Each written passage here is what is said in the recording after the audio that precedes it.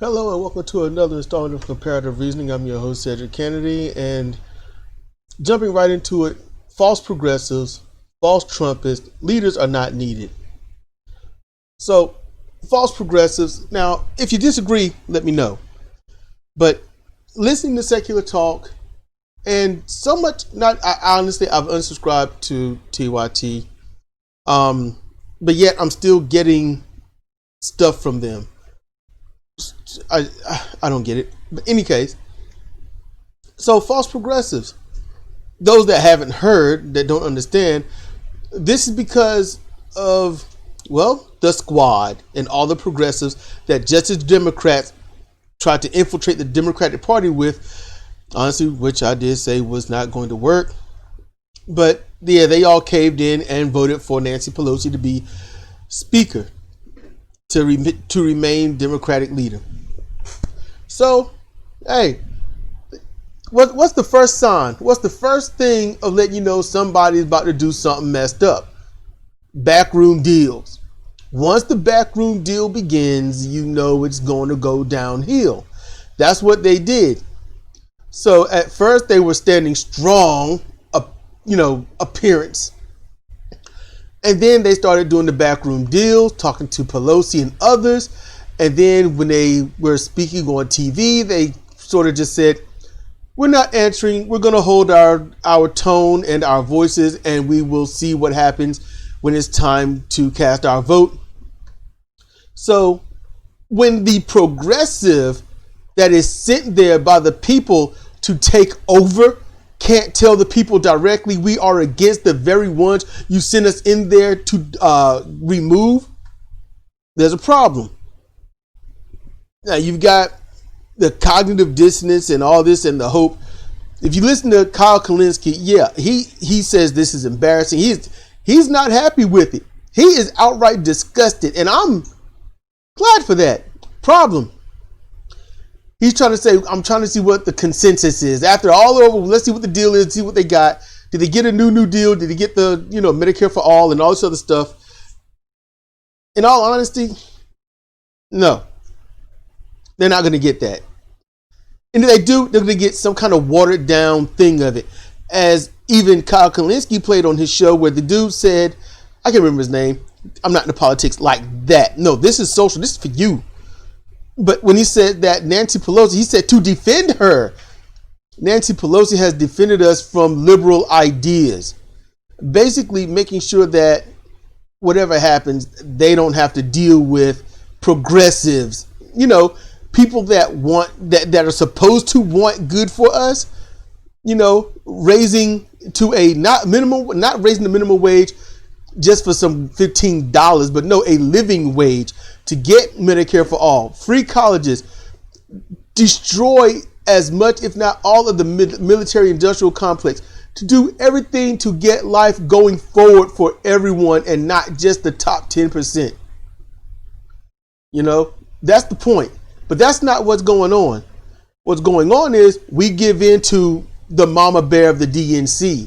What's going on is we give in. So yeah, people are calling them sellouts and they're pissed. Kyle is like, I don't want to hear that, yada, yada, yada. But he's got to face the music of actual reality.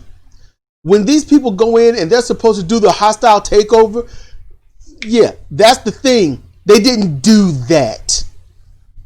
So that kills the whole objective of ushering in these small dollar donations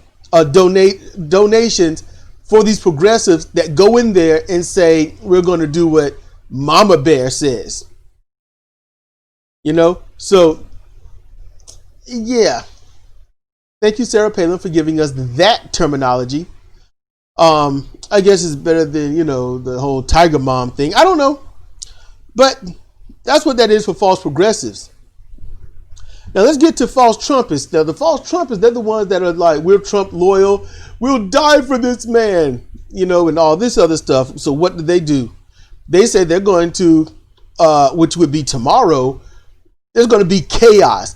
They've actually issued death threats. They've been doing it since December against those of Congress. So when they're saying we're going to go out into the streets, we're going to find these people, these congressional people, we're going to beat them up, we're going to scare them, and we'll kill them. but the cops aren't doing anything necessarily about it, as Farron Cousins has already come out and pointed out that these people, their full name is there, the full social media link is there, you can track them, trace them, all this other stuff. They're the Proud Boys and all these other racists and stuff out there.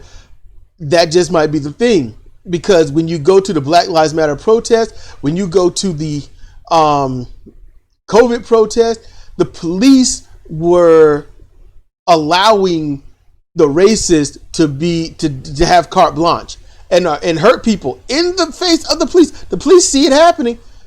They wouldn't do anything.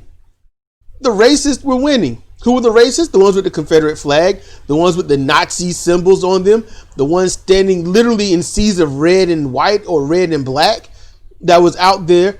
And, that's what they were doing. The racists. Oh, yeah. And there was maybe 1 to 2, maybe a sprinkle of black people out there.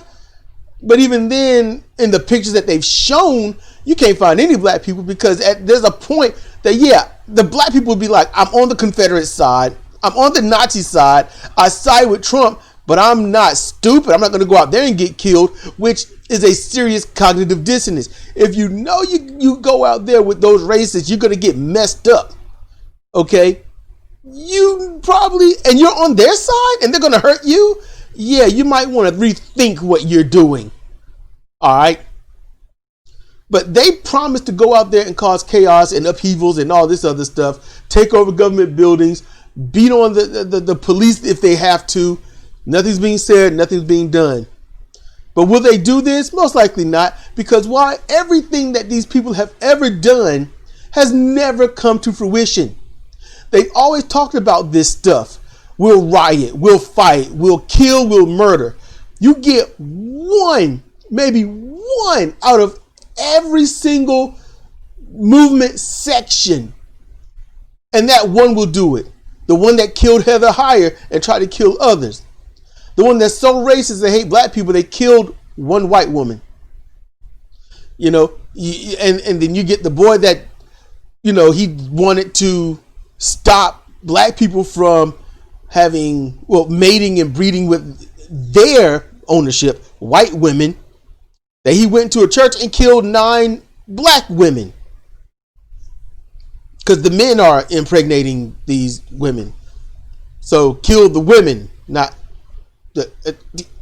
you get that one. You get the schools that are trying to stop gun violence, and then you got those that's protesting saying we want our Second Amendment rights, and then that one person that goes into the school and kill a lot of people. This is the right doing this. This is the right wing doing this. Okay? These people, you get that one. It's never the whole. It's always that one, the one that believes in it so much, and they're already mentally disturbed, they go out and do it. So that's why it's taking a little bit of serious to this, because they know these things can happen on an extremely tiny but massive scale. Tiny as in one person doing it, massive that there is a loss of life at all. All right. Now leaders are not needed. Why? That's what I'm saying. Why? Because leaders mean that there's a focal point. Leaders mean that there's somebody pulling everybody by the nose. It's not a movement, it's being led. A movement is a group of people not necessarily like-minded, but want the same end result. You could have people that say, I don't like any minority. You could say, I don't like any white person or any minority. Matter of fact, if it's around me, I hate it. But every one of these people can come together and say, we should be taken care of by the very government that we give money to. So there is no leader. Like Black Lives Matter, not a leader. And they keep trying to find a leader, trying to make someone a leader, trying to make people the leader, the ones that quote unquote started it and or quote unquote founded it. But they're not leaders. They're just spokespeople. They just do what they do. It's a movement. Either you are for Black Lives Matter or you are not. Either you are racist or you're not. And if you're trying to say you're trying to stay out of it, you don't want any part of it, you don't want to be against it, you don't want to be for it, honestly, You're against it because that means you aid the people that are against it. And you're like, I'm apathetic. I don't care. Yeah, that's the thing is, there's no such thing. You can try your best, but when push come to shove, what you gonna do? You got a group of black people, a group of white people. This is about to come to blows. What side you gonna jump on?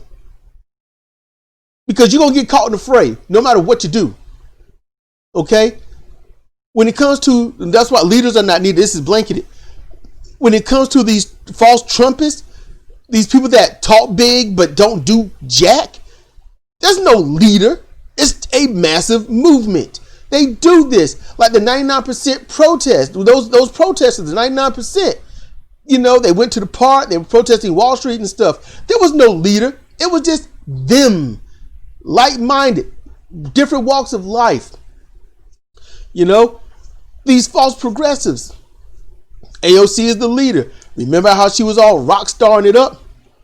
Remember how she was owning Nancy Pelosi and the others when it came to, you know, her designer ice cream and showing off all that stuff she got and all the power she has, and her and Ilhan Omar and all them, you know, being their rock stars and talking that trash and owning the status quo on Twitter.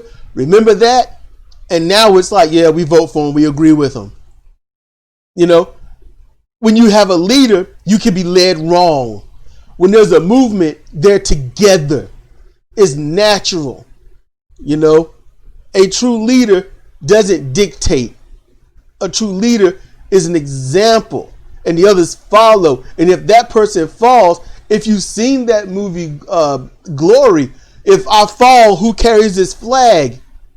The thing is, when it comes to true leadership, that leader's put a flag in everyone's hand, and it's like there's no one to take down because we are all in this together. We are all leading this charge at the same time. So when you got the progressives that go in and then they start putting their power behind the most popular progressive, and that popular progressive caves in, they follow suit because that's just human nature of tribalism and loyalty and all this other stuff. That's what happened. What you need are people that go in and say, there are no backroom deals. We want this.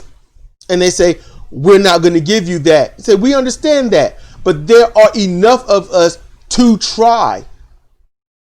You know, that's how you do it.